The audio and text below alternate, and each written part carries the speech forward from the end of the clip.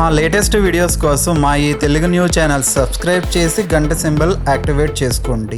రేపే పోలీ పాడ్యమి. మార్గశిర శుద్ధ పాడ్యమికే పోలీ పాడ్యమి అని పేరు. కార్తీక అమావాస్య మరుసటి రోజు ఉదయం పోలీ స్వర్గం చేసుకుంటూ ఉంటారు. అంటే తెల్లవారుజామున లేచి దీపాలను నీటిలో వదులుతారు. నదిలో కానీ చెరువులో కానీ ఇంటిలో ఒక పెద్ద టబ్లో నీళ్లు పోసుకొని అందులో కానీ దీపాలను వదులుతారు. అక్కడితో కార్తీక దీపారాధన వ్రతం ముగుస్తుంది. ఎన్ని ఆటంకాలు కల్పించిన నిర్మలమైన భక్తితో శ్రీ మహావిష్ణువును ప్రార్థించి పోలి వైకుంఠానికి చేరుకున్న రోజు పోలీ స్వర్గం. కార్తీక మాసం నెల రోజులు కార్తీక స్నానాలు చేసి తెల్లవారుజామునే దీపం పెట్టి హరిహరుల ఆరాధన పంచాక్షరి మననంతో పునీతులయ్యారు మహిళలు. ఈ మాసం ముగింపును పురస్కరించుకుని మార్గశిర శుద్ధ పాడ్యమి నాడు తెల్లవారుజామునే పోలిని స్వర్గానికి పంపుతారు. దీనిలో భాగంగా నదీ స్నానం చేసి ఆవునేతిలో ముంచిన వత్తులను అరటి డొప్పలలో పెట్టి వెలిగించి ఆత్మస్వరూపమైన ఆ దీపాలను నదీ ప్రవాహంలో వదులుతారు. అయితే ఈ పోలీ పాడ్యమి రోజు ఉదయం మరియు సాయంత్రం స్నానం చేసే నీటిలో ఈ ఒక్కటి వేసుకొని చేస్తే జన్మల పాపాలు దరిద్రాలు పోతాయి. ఒక గంటలో కుబేరులుగా మారిపోతారు. జన్మల పాపాలు పోయి కోటి జన్మల మహాపుణ్యం వస్తుంది. ఒంట్లోని తెలియని రోగాలు నెగటివ్ ఎనర్జీ పోయి శరీరానికి నూతన శక్తి వస్తుంది. నూతన ఉల్లాసం ఉత్తేజం వస్తుంది. తిరిగిలేని రాజయోగం పడుతుంది. ఏ పని చేసినా ఇక మిమ్మల్ని విజయం వరిస్తుంది. మరి ఇంతకీ పోలీ పాడ్యమి రోజు స్నానం చేసే నీటిలో ఏం వేసుకుని చేస్తే జన్మల పాపాలు దరిద్రాలు పోతాయి అనే విషయాన్ని ఇప్పుడు మనం ఈ వీడియోలో వివరంగా తెలుసుకుందాము. పోలీ పాడ్యమి రోజు చేసే స్నానానికి కూడా విశేషమైన ప్రాధాన్యత ఉంది. పోలీ పాడ్యమి రోజు ఉదయం నక్షత్రాలు ఉండగానే స్నానం చేస్తే చాలా శ్రేష్టం. కొంతమంది ఆడవారు ఈరోజు చీకటితో ముందే ఇంటి వద్ద శుచిగా స్నానం చేసుకుని నదుల వద్దకు వెళ్ళి దీపాలు వదులుతారు. ఇక మళ్ళీ అక్కడ స్నానం చేయరు. మరికొంతమంది స్త్రీలు ఇంటి వద్ద స్నానం చేసి మళ్ళీ నదిలో కూడా స్నానం చేస్తారు. కొంతమంది ఇంటి వద్ద స్నానం చేయకుండా నదిలో మాత్రమే స్నానం చేస్తూ ఉంటారు. ఇంటి వద్ద స్నానం చేసేవారు ఈరోజు ఆ స్నానం చేసే నీటిలో ఒక ఉసిరికాయను తీసుకొని ఆ ఉసిరికాయ రసాన్ని తీసి ఆ రసాన్ని నీటిలో వేసుకొని కానీ లేదా ఉసిరికాయ పొడిని నీటిలో వేసుకొని కానీ ఒక స్పూన్ పసుపును కూడా ఆ నీటిలో వేసుకొని స్నానం చేయాలి. ఉసిరి రసము, ఉసిరిక పొడి లేదా పసుపును ఈ మూడిటిల్లో ఏదో ఒకటి నీటిలో కలిపి 3 సార్లు గంగా గంగా గంగా అనుకుని స్నానం చేయాలి. ఇక నదిలో స్నానం చేసేటప్పుడు మాత్రము 3 సార్లు గంగా గంగా గంగా అని అనుకుంటే సరిపోతుంది. పోలీ పాడ్యమి రోజు ఇంటి దగ్గర మరియు నది దగ్గర ఇప్పుడు మనం చెప్పుకున్న పద్ధతిలో దీపం వెలిగిస్తే మాసమంతా గంగా నదిలో స్నానం చేసిన ఫలితంతో పాటు లక్ష్మీ కటాక్షం కూడా సిద్ధిస్తుంది. పోలీ పాడ్యమి రోజు సాయంత్రం స్నానం చేసే నీటిలో కూడా ఉసిరి రసాన్ని లేదా ఉసిరి పొడిని లేదా పసుపుని వేసుకొని చేస్తే చాలా మంచిది. కాబట్టి పోలీ పాడ్యమి రోజు ప్రతి ఒక్కరూ కూడా ఇప్పుడు మనం చెప్పుకున్న విధంగా స్నానం చేసి శుభ ఫలితాలను పొందండి. అత్తగారు 5 కోడళ్ళు.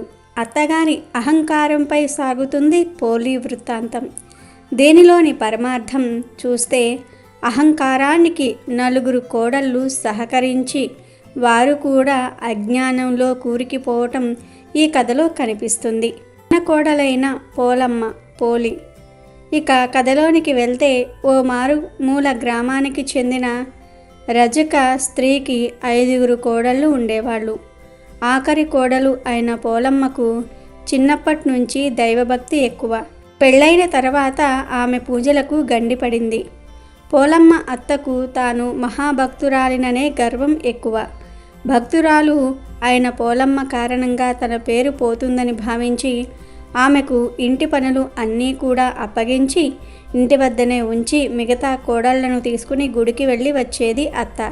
కార్తీక మాసమంతా కూడా మిగతా కోడళ్లతో అత్త నదీ స్నానానికి వెళ్ళేది. పోలి ఏమాత్రమూ బాధపడకుండా బావి దగ్గరే స్నానం చేసి పత్తి చెట్టు నుంచి పత్తి తీసి వత్తిని చేసింది. చల్ల కవ్వానికి ఉన్న వెన్నను తీసి దానితో దీపాన్ని వెలిగించి దైవానికి నమస్కరించింది. ఇలా నెల రోజులు గడిచింది. అమావాస్య రోజు కూడా పోలమ్మ అలాగే చేసింది. మిగిలిన విషయాలను పక్కన పెట్టి ఒక భక్తి మార్గమే ఎంచుకుని ఇంటి పనులు అన్నీ కూడా ఒక్కతే చేసి తనకు అందుబాటులో ఉన్న వస్తువులతో దీపాన్ని వెలిగించి ఆ పరమాత్మను ఆరాధించిన పోలీ భక్తికి మెచ్చిన దైవం ఆమె కోసం పుష్పక విమానం పంపించారు. ఊరివారు, అత్తా, తోడికోడళ్ళు అందరూ చూస్తూ ఉండగా పోలి ఆ విమానంలో ఎక్కింది. విమానం కొంచెం పైకి వెళ్ళగానే తాను స్వర్గానికి వెళ్లకుండా పోలి వెళ్ళటం చూసిన అత్త పోలిని కిందకి లాగడానికి ఆమె కాళ్ళు పట్టుకుంది. మిగిలిన కోడళ్ళు కూడా ఒకరి కాళ్ళు ఒకరు పట్టుకుని వేలాడసాగారు. అది చూసిన దేవదూతలు పోలితో వారికి పోలిక లేదంటూ విమానం నుంచి కిందికి పడేశారు. పోలి మాత్రం బొందితో స్వర్గానికి వెళ్ళిపోయింది. అప్పటి నుంచి మార్గశిర పాడ్యమి రోజు దీపాలను నదిలో వదిలి ఈ కథ చెప్పుకుని అక్షింతలు తలపై వేసుకోవటం ఆనవాయితీగా వస్తోంది. మార్గశిర పాడ్యమి రోజు ఏ విధంగా పూజ చేయాలో తెలుసుకుందాం. కార్తీక మాసం మొత్తం దీపారాధన చేయటం ఒక ఎత్తు అయితే మార్గశిర శుద్ధ పాడ్యమి రోజు దీపారాధన చేయటం మరొక ఎత్తు. దాని ఫలితం కూడా అంతే అద్భుతంగా ఉంటుంది. కార్తీక మాసం మొత్తం అన్ని రోజులు దీపారాధన చేయలేని వారు ఈ ఒక్కరోజు తులసి కోట వద్ద దీపం ఉంచిన లేదా నీటిలో దీపాలను వదిలిన ఆ నెల రోజులు పూజ చేసిన ఫలితం వస్తుంది. అయితే ఈరోజు ఏ విధంగా పూజ చేయాలో ఇప్పుడు మనం తెలుసుకుందాం. పాడ్యమి రోజు బ్రహ్మ ముహూర్త కాలంలో నిద్రలేచి ముందుగా ఇంటిని శుభ్రం చేసి తలస్నానం చేసి శుచి అయిన వస్త్రాలను ధరించి ఆకాశంలో ఉన్న కృతికా నక్షత్రాలను దర్శనం చేసుకొని ఆ తరువాత తులసి కోట వద్ద శుభ్రం చేసి ముగ్గు వేసి పూజకు కావలసిన సామాగ్రి సిద్ధం చేసుకోవాలి. పసుపు, కుంకుమ, గంధం, అక్షింతలు, ఆవు నెయ్యి లేదా నువ్వుల నూనె, అరటి డొప్పలు, 31 వత్తులు, పువ్వులు, కొబ్బరికాయ, అరటిపళ్ళు, తమలపాకులు, పానకం, చలిమిడి, వడపప్పు సిద్ధం చేసుకోవాలి. తులసి కోట వద్ద పద్మం, శంకు, విష్ణు చక్రాల ముగ్గులు వేసుకోవాలి. తర్వాత తులసి కోట వద్ద అలాగే తులసి కోట ముందు పీట మీద ఆసనం ఏర్పాటు చేసి పసుపు రాసి కుంకుమ బొట్లు అద్ది బియ్య పిండితో అష్టదళ పద్మం ముగ్గు వేసుకోవాలి. ఆ తరువాత శివ పార్వతుల ఫోటోను సిద్ధం చేసుకోవాలి లేదా వెంకటేశ్వర స్వామి ఫోటోను సిద్ధం చేసుకోండి. చక్కగా దేవుడి ఫోటోలకు గంధమద్ది కుంకుమ బొట్లు పెట్టి పూలతో అలంకరించి ఆవు నెయ్యితో దీపారాధన చేసుకోవాలి. ఆవు నెయ్యితో దీపారాధన శ్రేష్టం. ఆవు నెయ్యి లేనివారు నువ్వుల నూనెతో అయినా సరే దీపారాధన చేసుకోవచ్చు. ఆ దీపానికి గంధమద్ది కుంకుమ బొట్లు పెట్టి పుష్పాలను అక్షింతలను సమర్పించి నమస్కారం చేసుకోవాలి. ఇప్పుడు 2 తమలపాకులను ఆసనపై ఉంచి దాని మీద పసుపుతో చేసిన గౌరీదేవిని గంధం, కుంకుమలు సమర్పించి పూజించుకోవాలి. మీరు తులసి కోటను పెరట్లో ఉంచి పూజ చేస్తే ఇంట్లో దేవుడి మందిరంలో కూడా దీపం వెలిగించుకోవాలి. లేదు తులసి కోటను పూజ గది దగ్గర ఉంచి పూజ చేస్తే తులసి దగ్గర చేసిన దీపమే సరిపోతుంది. ఆచమనం, ప్రాణాయామం చేసి గోత్రనామాలతో సంకల్పం చెప్పుకోవాలి. తర్వాత ముందుగా చేసి ఉంచుకున్న పసుపు గౌరీదేవికి విఘ్నం లేకుండా చూడమని పూలు అక్షింతలతో గౌరీదేవిని పూజించుకోవాలి. ధూపం, దీపం, బెల్లం ముక్కతో నైవేద్యం సమర్పించాలి. ఇప్పుడు హారతి ఇచ్చి మంత్రపుష్పం చెప్పుకొని పువ్వులు అక్షింతలు వేసి ఆత్మ ప్రదక్షిణ నమస్కారం చేసుకోవాలి గౌరీదేవికి. ఆ తరువాత గౌరీదేవి దగ్గర వేసుకున్న అక్షింతలను శిరస్సున ధరించాలి. ఆ తర్వాత శివకేశవులకు సంబంధించిన మంత్రాలను శ్లోకాలను పఠించాలి. ఓం కార్తీక దామోదరాయ నమః అని 108 సార్లు పఠించండి. ఇంత సమయం లేదు అనుకుంటే కనీసం 9 సార్లు అయినా సరే శ్రద్ధతో పఠించుకోవాలి. అలాగే ఈరోజు తులసి అష్టోత్తరాన్ని చదువుకోవాలి. కార్తీక దామోదర అష్టకాన్ని చదవాలి. ఇవి ఏమీ చెయ్యలేము అంటే తులసి మాతకు భక్తితో నమస్కారం చేసుకోండి. కార్తీక దామోదరాయ నమః అని మనసులో స్మరించుకోవాలి. పూజ పూర్తయిన తరువాత ధూప దీప నైవేద్యాలు సమర్పించాలి. తాంబూలం, పానీయం సమర్పించండి. నైవేద్యంగా పానకం, చలిమిడి, వడపప్పు, పండ్లు సమర్పించుకోండి. ఇప్పుడు అరటి డొప్పలను సిద్ధం చేసుకొని వాటిలో 31 వత్తులు వేసి ఆవు నేతిలో ముంచి లేదా నువ్వుల నూనెలో ముంచి అరటి డొప్పలలో చక్కగా అలంకరించి ఆ దీపాలను తులసి కోట వద్ద వెలిగించి పసుపు, కుంకుమ, గంధం సమర్పించి అక్షింతలు కూడా సమర్పించి నైవేద్యం, ధూపం కూడా సమర్పించుకోవాలి. ఒక పళ్ళెంలో నిండుగా అప్పుడే పట్టిన నీటిని సిద్ధం చేసి ఆ నీటిలో ఈ అరటి డొప్పల దీపాలను వదిలి పూలతో అలంకరించుకోవాలి. ఆ తరువాత చేతిలో అక్షింతలు పట్టుకొని పోలీస్ వర్గం కథ వినాలి లేదా చదువుకోవాలి. కార్తీక మాసం చివరికి రాగానే గుర్తుకు వచ్చే కథ పోలీస్ వర్గం. ఇంతకీ ఎవరి పోలి? ఆమె వెనుక ఉన్న కథ ఏమిటి? దానిని తలుచుకుంటూ సాగే ఆచారం ఏమిటి అంటే ఆసక్తికరమైన విషయాలు తెలుస్తాయి. పోలీస్ వర్గం అచ్చం తెలుగింటి మహిళ కథ. కార్తీకంలో దీప ప్రాధాన్యతనే కాదు, ఆ ఆచారాన్ని నిష్కల్మషంగా పాటించాల్సిన అవసరాన్ని తెలియజేస్తుంది.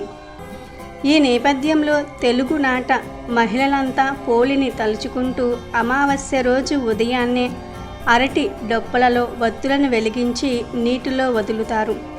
ఇలా వదిలిన అరటి దీపాలను చూస్తూ పోలిని తలుచుకుంటూ ఉంటారు.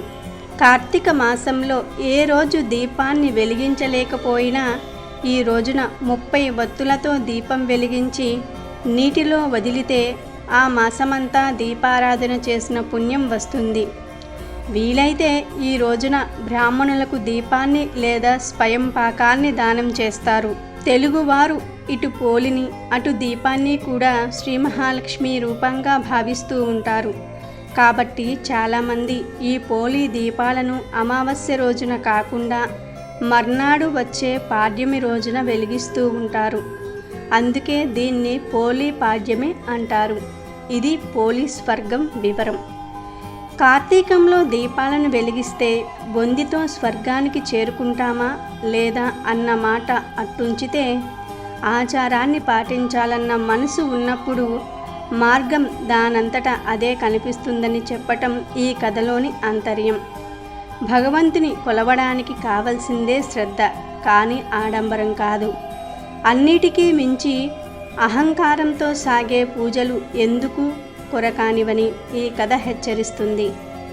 అత్తా కోడళ్ల మధ్య సఖ్యత ఉండాలన్న నీతిని బోధిస్తుంది. అందుకే కార్తీక మాసంలో ప్రతి తెలుగు ఇంట్లో కూడా పోలీస్ వర్గ కథ వినిపిస్తూనే ఉంటుంది. ఈ కథ పూర్తయిన తరువాత పోలీ దీపాల వద్ద ఉన్న నీటిని మన శిరస్సుపై చల్లుకోవాలి. కుటుంబంలో అందరిపై చల్లాలి.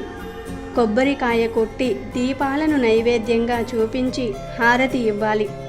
కార్తీక మాసంలో చేసిన పూజకు లోపం ఉన్నా నా భక్తి శ్రద్ధలకు ఎలాంటి లోపం లేదని పోలికి విన్నవించి కుటుంబాన్ని చల్లగా చూడమని పూజను ముగించాలి. కాలువలో, కొలనులో లేదా నదులలో చేసేవారైతే పక్కనే ఉన్న కనీసం 3 ముత్తైదువులకు తాంబూలం ఇవ్వాలి. ఇంట్లో చేస్తే పూజంతా పూర్తయిపోయిన తర్వాత 3 లేదా 5 ముత్తైదువులను పిలిచి భోజనం పెట్టి తాంబూలం ఇవ్వాలి.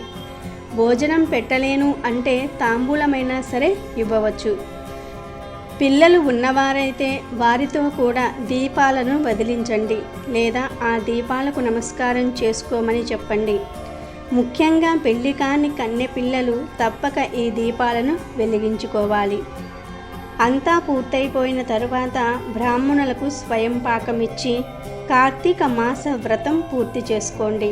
రోజు సాయంత్రం ఈ ఒక్క పని చేస్తే ఆపదలు, కష్టాలు అన్నీ కూడా పోయి అంతులేని ఐశ్వర్యం కలుగుతుందని పెద్దలు అంటూ ఉన్నారు. మరి ఆ వివరాలను ఇప్పుడు మనం ఈ వీడియోలో తెలుసుకుందాం.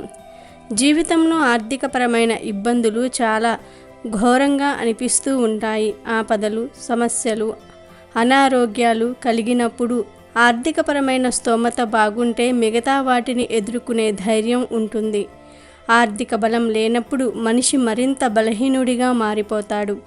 అందుకే ఆర్థికంగా మంచి స్థానంలో ఉండడానికి ఎవరికి వారు తమ వంతు కష్టపడుతూనే ఉంటారు.